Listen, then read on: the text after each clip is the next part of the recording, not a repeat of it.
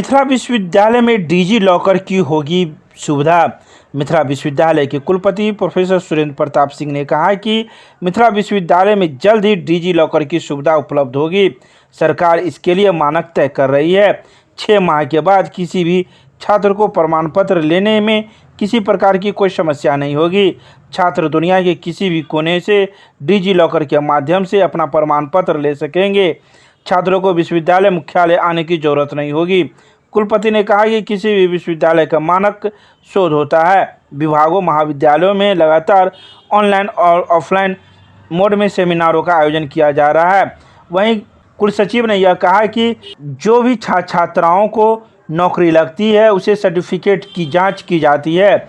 अब कोई भी नौकरी देने वाला संस्था अब जांच ऑनलाइन ही कर सकता है। सिर्फ छात्र रोल नंबर बताएंगे, सीधा रोल नंबर के माध्यम से ही उसकी प्रमाण पत्र की जांच तुरंत हो जाएगी। डिजिटल एक तरह का भारत सरकार की योजना है कि उसमें तमाम चीज़ जो होंगे सर्टिफिकेट्स वो एक क्लाउड पे रहेगा, जिसको आप कह सकते हैं गूगल्स वगैरह जैसे ड्राइव होता है ना, रहेगा। और लड़के का अपना जो रोल नंबर होगा, नाम होगा, डेटा जैसे करेंगे उसमें कि उसका अपना पूरा सर्टिफिकेट आ जाएगा। उनको विश्वविद्यालय नहीं आना होगा। वेरिफिकेशन भी कोई कर सकता है, वेरिफिकेशन भी कोई कर सकता है। सबसे बड़ी वही सहूलत है कि जैसे कहीं जाएगा कि मिथिला विश्वविद्यालय से मैंने BA पास किया है, वो कंपनी के लोग उससे पूछेंगे कि ठीक है तुम अपना रोल नंबर लाओ, नाम लाओ, सेशन लाओ। वो जैसे डिजी लॉकर एक साइट है पूरा, उस पर जैसे ही जाएंगे, वो जैसे उसको करेंगे तुरंत नाम, मिथिला विश्वविद्यालय, कॉलेज का नाम, छात्र का नाम, उसकी फ़ोटो आ जाएगी।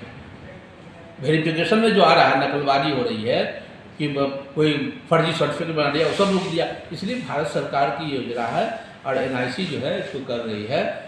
महामहिम कुलाधिपति महोदय के कार्यालय में भी इसमें बैठक हुई अभी, और हम लोग को टास्क दिया गया है और इस पर हम लोग काम कर रहे हैं।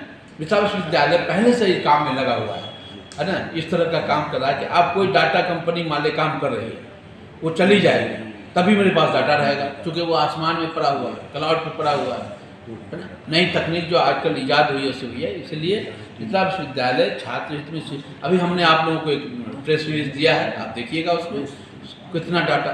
200 पेंशनर को हमने पेंशन दिया एक साल में जी। 337 PhD डिग्री दी है हमने एक साल में। इतना घंटावत होने के बावजूद भी ये कार्य है। तो आप लोग के माध्यम से डिजी लॉकर में कब से किस वर्ष का डाटा रहेगा? देखिए अभी सरकार इसको तय करेगी। पहले तो करंट सिस्टम से पीछे चलता है उसमें। जैसे इस साल शुरू होगा तो 2022 में पास करने वालेगा पहले जाएगा, फिर 21 का जाएगा, फिर 20 का जाएगा। वो पीछे क्रम में जब तक, क्योंकि सबको स्कैन करना पड़ता है, सर्टिफिकेट को स्कैन करके उस पर डालना पड़ता है, वो सब कार्य में लगे हुए हैं। कितने समय के बाद लोग देख? 6 महीने में हम मिथिला विश्वविद्यालय इस स्थिति में होगी कि हमारे सर्टिफिकेट उस पर होंगे। धन्यवाद। एक करण क्लासेज इंडियाज नंबर 1 अब ज्ञान सरिता पब्लिक स्कूल रोहेलागंज कैदराबाद में हम कराते हैं bank, railway, SSC, CSAT, CTT, management, defence and all other general competition exam की तैयारी। संपर्क करें, हमारा नंबर है 9934849798। दूसरा नंबर है 7633955870। विश्वविद्यालय थाना पर शांति समिति की बैठक की गई आयोजित। मंगलवार को विश्वविद्यालय थाना परिसर में थाना अध्यक्ष सत्यप्रकाश झा के नेतृत्व में मुहर्रम को लेकर शांति समिति की बैठक आयोजित की गई। इसमें विश्वविद्यालय थाना क्षेत्र से जुड़े हुए कई गणमान्य लोग मौजूद थे, जिन्होंने मुहर्रम को लेकर कई बातों का जिक्र किया। तो वहीं सावन महीना अब अंतिम कगार पर है, जिसको लेकर भी जिक्र किया गया। इस बारे में जिला मुहर्रम कमेटी के सचिव रुस्तम कुरैशी ने जानकारी देते हुए कहा कि जिला मुहर्रम कमेटी शांति एवं सद्भावपूर्ण मुहर्रम बनाने को लेकर तत्पर है, लेकिन फिर भी कुछ असामाजिक तत्व समाज में हैं, जिसको लेकर पुलिस सतर्कता बरत रही है। साथ ही हम लोग भी सही प्रकार से सतर्क हैं ताकि किसी प्रकार की कोई अप्रिय घटना न घटे। वहीं विश्वविद्यालय थाना अध्यक्ष ने कहा कि सादे लिबास में पुलिस मौजूद रहेगी और चप्पे चप्पे पर CCTV से निगरानी की जाएगी। थाना पे क्षेत्रीय शांति समिति की बैठक है और चूँकि आज तीसरी मुहर्रम हो चुकी है, चौथी मुहर्रम से सारे शहर में प्रोग्राम स्टार्ट हो जाएगा, जगह जगह खेल होगा। उस सिलसिले में शांति व्यवस्था बनाए रखने के लिए हमारे बड़ा बाबू आज मीटिंग किए हैं, तो उसमें जो भी कमी है वो कमियां मैंने बताया इनको और जहाँ जहाँ पुलिस डिप्टेशन की ज़रूरत है वो देंगे। और मैं उम्मीद करता हूँ कि इस बार जो मुहर्रम हर साल की तरह, क्योंकि 2 साल कोरोना की वजह से हम लोगों ने मुहर्रम को पूर्ण रूप से स्थगित करने का काम किया था, इस बार जोशो खरोश के साथ खेलेंगे। और आपके माध्यम से फिर एक बार सारे शहरवासियों को मैं एक बात मैसेज दे देना चाह रहा हूँ कि जोश के साथ खेलना है, होश में रहकर खेलना है। जोश अच्छी बात है, होश खोना अच्छी बात नहीं है, तो होश में रहकर खेलें।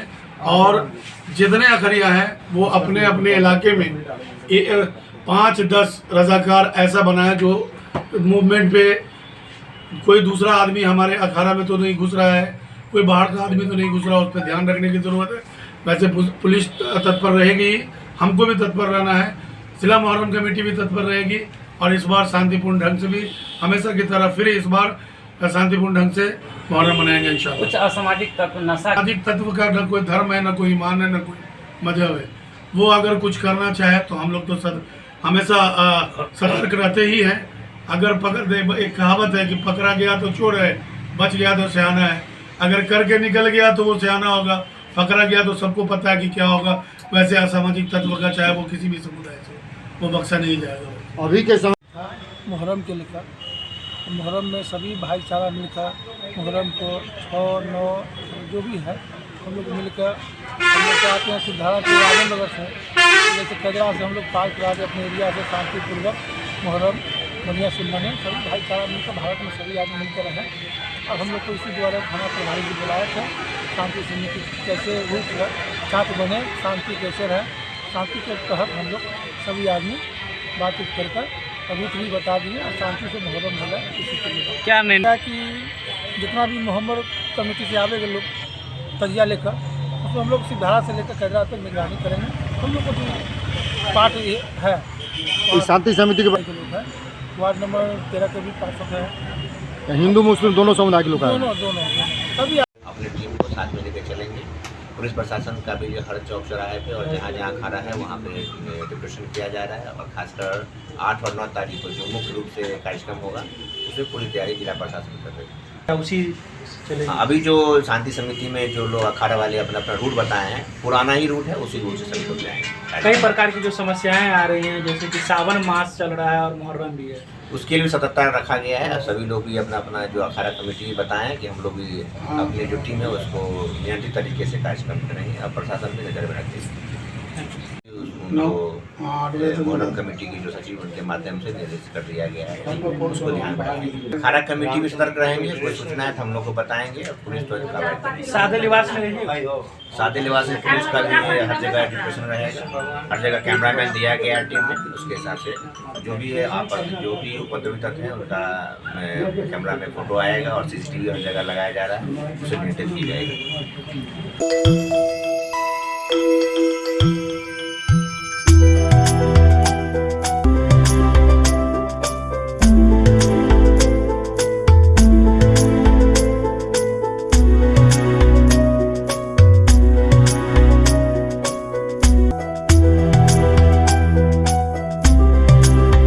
मिथिला विश्वविद्यालय की स्वर्ण जयंती के उपलक्ष्य में पूर्ववर्ती छात्र संघ के मिलन समारोह 2022 का जुबली हॉल में किया गया आयोजन। मंगलवार को विश्वविद्यालय की स्वर्ण जयंती के उपलक्ष्य में ललित नारायण मिथिला विश्वविद्यालय पूर्ववर्ती छात्र संघ द्वारा मिलन समारोह 2022 का आयोजन जुबली हॉल में किया गया, जिसकी अध्यक्षता संघ के प्रेसिडेंट प्रोफेसर शिशिर कुमार वर्मा ने की। समारोह में मुख्य अतिथि के रूप में मिथिला विश्वविद्यालय के कुलपति प्रोफेसर सुरेंद्र प्रताप सिंह, विशिष्ट अतिथि के रूप में प्रोफेसर अजीत कुमार वर्मा एवं प्रति कुलपति प्रोफेसर डॉली सिन्हा एवं सम्मानित अतिथि के रूप में कुल सचिव प्रोफेसर मुश्ताक अहमद, संघ के कार्यकारिणी के सदस्य professor Jitendra Narayan, professor Surendra Kumar, doctor Avani Ranjan Singh सहित कई लोग मौजूद थे। वहीं कुलपति ने संघ की महत्ता को रेखांकित किया। साथ ही संघ जितना मजबूत होगा उतना ही मिथिला विश्वविद्यालय बरगद की पेड़ की तरह मजबूत होगा। उन्होंने संघ के द्वारा इस सफल आयोजन के लिए कार्यकारिणी के सभी सदस्यों को बधाई देते हुए प्रतिवर्ष विश्वविद्यालय स्थापना दिवस के अवसर पर पूर्ववर्ती छात्रों का सम्मेलन आयोजित कराने की संघ से अपील की है। प्रति कुलपति प्रोफेसर डॉली सिन्हा ने देश के विभिन्न संस्थानों को उद्धृत करते हुए पूर्ववर्ती छात्रों के सर्वविध योगदान की आवश्यकता पर बल दिया है। ये बात भी जाहिर करता हूँ इस बार एलुमनाई एसोसिएशन का गठन नैक या यूजीसी के अवसर पर नहीं हुआ है, बल्कि स्वर्ण जयंती वर्ष के अवसर पर हुआ है। मैंने दशकों से देखा है कि जब कभी यूजीसी की टीम आने वाली होती थी तो कुलपति महोदय याद में आते थे जल्दी से गठन कीजिए, क्योंकि वो तो पूछेगा, आपको बताना पड़ेगा। उसके बाद जब नैक ग्रेजुएशन शुरू हुआ तो फिर वही बात हुई, जल्दी बनाइए। तो मेरे कहने का मतलब ये कि हर 5 साल पर एक बार इसका गठन होता रहा है, आज दशकों से। वैसे इस बार भी नैक होने वाला है, तो कभी वक्त है, तो इसलिए मुझे खुशी है कि इस बार स्वर्ण जयंती वर्ष के उपलक्ष्य में यह गठन हुआ है, तो शायद इसका भविष्य अच्छा होना चाहिए। दूसरी बात जो मैं कहता वो बेहतर है कि हमने सुना है कि कुलपति महोदय ने जो सुझाव दिए, जो अपना अनुभव बताया, वह मुझे बेहद अच्छा लगा। इसलिए कि एलुमनाई एसोसिएशन का मतलब यह नहीं होता है कि हम 10-20 आदमी एक जगह बैठ के बात कर दिए, बल्कि उसके विश्वविद्यालय को क्या लाभ होगा, इस पर गहनतापूर्वक विचार एसोसिएशन को करना चाहिए और इसको एक्सपेंड करके वहाँ तक ले जाना चाहिए जहाँ तक कि अधिक से अधिक हमारे एलुमनाई में शामिल हो सकें और यह मजबूत भी हो और साथ ही विश्वविद्यालय को उसका कुछ लाभ भी हो। All India level competition, Microsoft Student Path. And I was the only student of Bihar who got a call from Microsoft. And when I went there, I saw all the students were from IITs only. And at that point of time, I understood that we should not feel inferior to other students of IITs and NITs. We are not inferior to them. The brain which are getting shaped here by our teachers is uncomparable. So I just want to tell the students of Bihar that don't feel inferior. We are not inferior. And about this Alumni Association, I'm so much happy to listen about it. Thank you so much, sir, for inviting me here. And we are always there to support this Alumni Association by any way we can. Thank you so much. Thank you. Chemistry classes Rohelaganj Sabzi Mandi Kaidrabad Darbhanga. हमारे यहाँ होती है IIT, JEE, medical, 11-12, BSc honours और subsidiary की पूरी पढ़ाई। संपर्क करें डॉक्टर जय कुमार। मोबाइल नंबर है 9470278724। वार्ड नंबर 10, 20 व 21 में समूह की महिलाएं डोर टू डोर उठाएंगी कचरा। शहर के वार्ड नंबर 10, 20 और 21 में डोर टू डोर कचरा संग्रहण के लिए स्वयं सहायता समूह की 24 महिलाओं को बहाल किया जाएगा। इस बारे में नगर आयुक्त कुमार गौरव ने नगर मिशन प्रबंधक के साथ एक बैठक की। बैठक के बाद यह आदेश जारी किया। नगर आयुक्त ने नगर में दीनदयाल अंत्योदय योजना के तहत राष्ट्रीय शहरी आजीविका मिशन योजना के तहत गठित स्वयं सहायता समूह को आजीविका से जोड़ने के लिए यह कदम उठाया गया है। नगर निगम सभागार में हुई बैठक में करीब 60 विभिन्न ग्रुपों की महिलाओं के साथ उपस्थिति में यह निर्णय लिया गया है। जल्द ही इसे अमली जामा पहनाया जाएगा। दरभंगा नगर निगम के सभागार में नगर आयुक्त महोदय के द्वारा जो एससीजी महिला है, दीनदयाल अंत्योदय योजना राष्ट्रीय शहरी आजीविका मिशन के तहत जो स्वयं सहायता समूह दरभंगा नगर निगम के माध्यम से चलाया जा रहा है, उसमें पायलट प्रोजेक्ट के तहत वार्ड नंबर 10, 20 और 21 में डोर टू डोर कचरा उठाने का जो काम है सो स्वयं सहायता समूह के महिला के द्वारा किया जाएगा। इस संदर्भ में माननीय नगर आयुक्त महोदय के द्वारा आज एक बैठक आयोजित की गई थी, जहां पर 50-60 महिला करीब समूह से आई हुई थी। वो अभी फिलहाल 24 महिला का ही आवश्यकता है। 3 वार्ड में ही अभी पायलट प्रोजेक्ट चलाया जाएगा। जैसे जैसे ये प्रोजेक्ट अगर सक्सेस हो जाता है समय के दौरान, तो हम लोग सभी वार्ड में, जैसे दरभंगा नगर निगम के अंतर्गत 48 वार्ड आता है, 48 वार्ड में स्वयं सहायता समूह की महिला के द्वारा ये कार्य दिया जाएगा। एक वार्ड में कितनी महिलाओं को नियुक्त? एक वार्ड में 8 महिला को दिया जाएगा फिलहाल, और उनको उनके द्वारा सबको ये 2 महिला के द्वारा कम से कम 100 घर को चिन्हित करके 200 घर से कचरा का जो है सो डेली उठाव किया जाएगा उनके द्वारा। एक वार्ड में 8 महिला रहेंगी, वो कितने ग्रुप में रहेगा? ये इनको 4 ग्रुप में डिवाइड कर दिया जाएगा। एक ग्रुप में 2 महिला रहेंगी और वो 2 महिला 200 घरों को से कचरा उठाएगी। जी 200 घरों से वो कचरा रेगुलर उठाएंगी, वो प्रतिदिन का कार्य रहेगा उनका।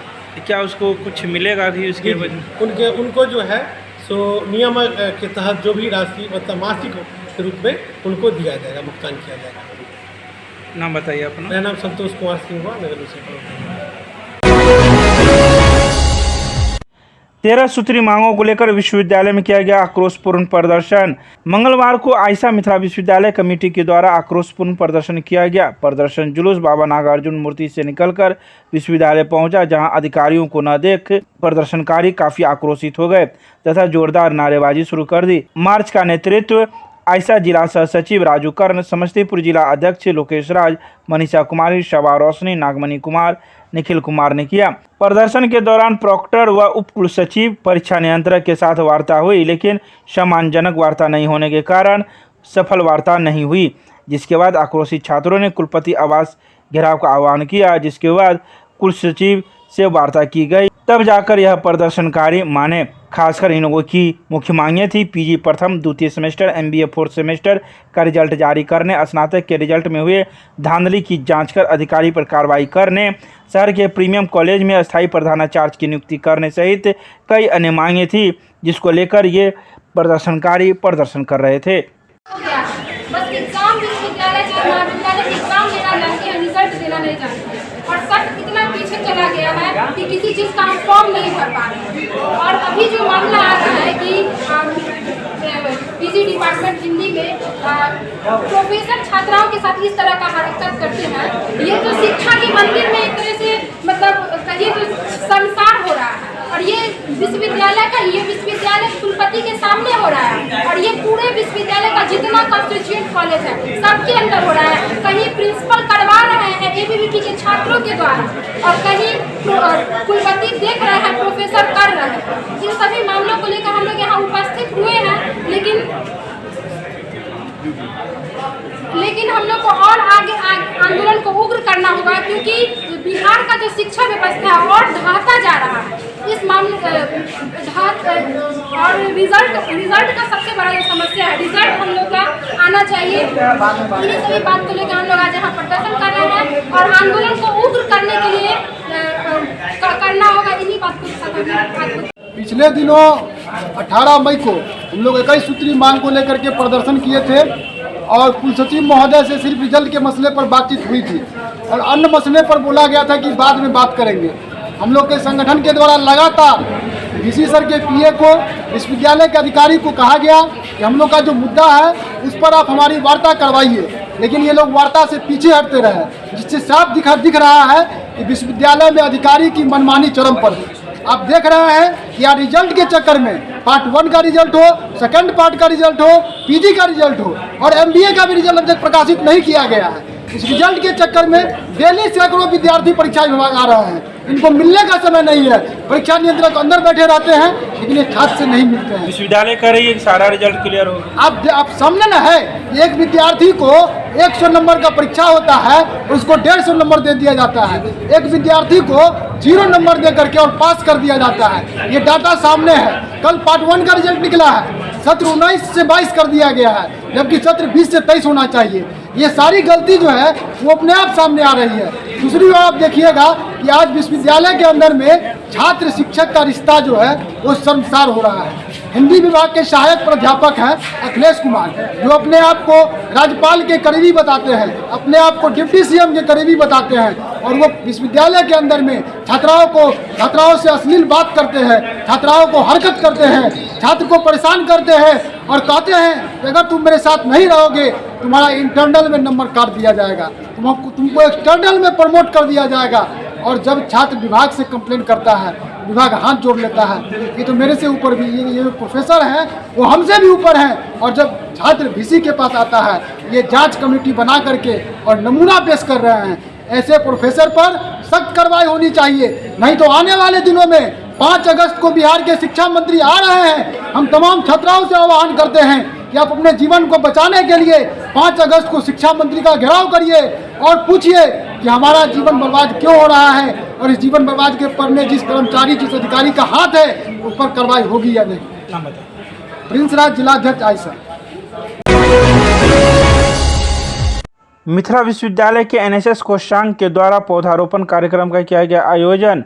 मंगलवार को आयोजित इस कार्यक्रम के अवसर पर कुलपति प्रोफेसर सुरेंद्र प्रताप सिंह के द्वारा विश्वविद्यालय स्थापना दिवस के 50वें वर्ष की समाप्ति एवं 51वें वर्ष के प्रारंभ के अवसर पर 51वां जयंती पेड़ लगाया गया। अपने संबोधन में कुलपति ने कहा कि पेड़ हमारे जीवन के लिए महत्वपूर्ण है। यह हमारे लिए प्राणवायु देता है तथा हमारे जीवन की रक्षा करता है। उन्होंने कहा कि धरती की समृद्धि और खुशहाली के लिए अधिकाधिक पेड़ों का होना अनिवार्य है। उन्होंने कहा कि कार्यक्रम में शामिल हर व्यक्ति संकल्प करे कि वे अपने जीवन में अधिक से अधिक पेड़ लगाएंगे। इस अवसर पर राष्ट्रीय सेवा योजना से जुड़े हुए कई पदाधिकारी, कर्मी एवं छात्राएं मौजूद थे। मारवाड़ी महाविद्यालय में वाद विवाद प्रतियोगिता का किया गया आयोजन। मिथिला विश्वविद्यालय के स्वर्ण जयंती के उपलक्ष्य में मारवाड़ी महाविद्यालय में मंगलवार को शैक्षणिक पाठ्यक्रम में राजनीतिक हस्तक्षेप नहीं होना चाहिए विषय पर वाद विवाद प्रतियोगिता का आयोजन किया गया। आयोजन प्रभारी प्रधानाचार्य डॉक्टर कन्हैयाजी झा की अध्यक्षता में संपन्न किया गया। कार्यक्रम में कुल 20 प्रतिभागियों ने मूल विषय पर पक्ष विपक्ष में अपने विचार प्रस्तुत किए। प्रतियोगिता के निर्णायक मंडल में doctor Amit Kumar Singh, doctor Gangesh Jha, doctor Vikas Kumar Singh और डॉक्टर परमेंद्र मिश्र शामिल थे। प्रतियोगिता में प्रथम स्थान अनीश कुमार स्नातक राजनीतिक विज्ञान के छात्र, द्वितीय स्थान पर परी कुमारी अंतर स्नातक एवं तृतीय स्थान पर स्नातक वाणिज्य के छात्र आशुतोष कुमार ने प्राप्त किया। कार्यक्रम में महाविद्यालय के वर्षा डॉक्टर अवधेश प्रसाद यादव, परीक्षा नियंत्रक डॉक्टर अरविंद झा एवं डॉक्टर अमरेंद्र कुमार झा सहित कई महाविद्यालय के अध्यापक मौजूद थे। महारानी कल्याणी महाविद्यालय में मिथिला विश्वविद्यालय के स्वर्ण जयंती के अवसर पर शतरंज प्रतियोगिता का किया गया आयोजन। मंगलवार को महारानी कल्याणी महाविद्यालय में शतरंज प्रतियोगिता का आयोजन किया गया। यह शतरंज प्रतियोगिता मिथिला विश्वविद्यालय के स्वर्ण जयंती के अवसर पर किया गया। अपने अध्यक्षीय उद्बोधन में प्रधानाचार्य प्रोफेसर परवेज अख्तर ने कहा कि शतरंज के खेल में निपुण लोग जिंदगी के खेल में भी बाजीगर होते हैं। शतरंज ही एक ऐसा खेल है जो यह सिखाता है कि कैसे हम प्यादा से वजीर को मात दे सकते हैं। इस खेल में कई आगे की चाल को पहले ही समझना होता है जो आपके सोच और कार्यशैली को दूरदर्शिता बनाता है। इस अवसर पर महाविद्यालय के कई शिक्षक, शिक्षिकाएं एवं छात्राएं मौजूद थे।